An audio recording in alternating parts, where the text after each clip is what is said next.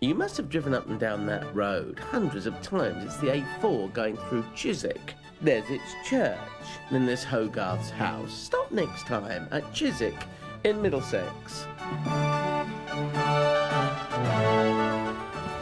And here we are. Here we are, Hogarth's Hogarth's tomb, together buried with his wife and his wife's cousin. They all lived together and they have ended at rest with one another.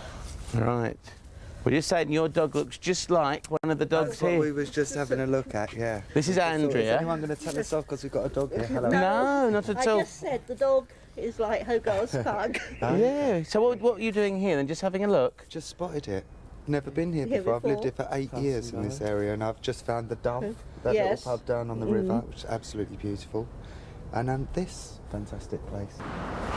Well, we've come along from the church, and I can't believe, Andrea, that Mr. Hogarth there came to this little house to be in the country. Yes, it was his little country box it was known at.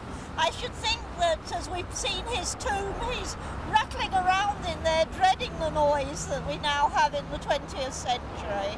He spent a lot of time in Isleworth just down the road. Is that why he chose here? Yes, I mean, this was 10 miles out from London. It really was the heart of the country. It was fields of corn all around him. No traffic as we have today. Let's go in and see his little box. What was he known for? Because Hogarth is a name a lot of people do know. I mean, for instance, around here we've got the Hogarth Roundabout. Yes. Which is probably the only time most people would have known of that. Yes. What was William Hogarth known for? Well, William Hogarth is the very first British-born painter, and he started the genre of British painting. But of course, most people remember him for his series of prints and engravings that he produced.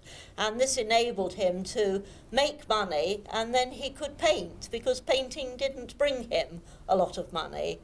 And in this room we have the Rake's Progress, which was one of his most popular series of engravings, and people bought them week by week in instalments, and came home and looked at them and pointed out all the characteristics in them and the jokes they could see and the social comments that Hogarth was making. So it was rather like an 18th century soap opera or television serial.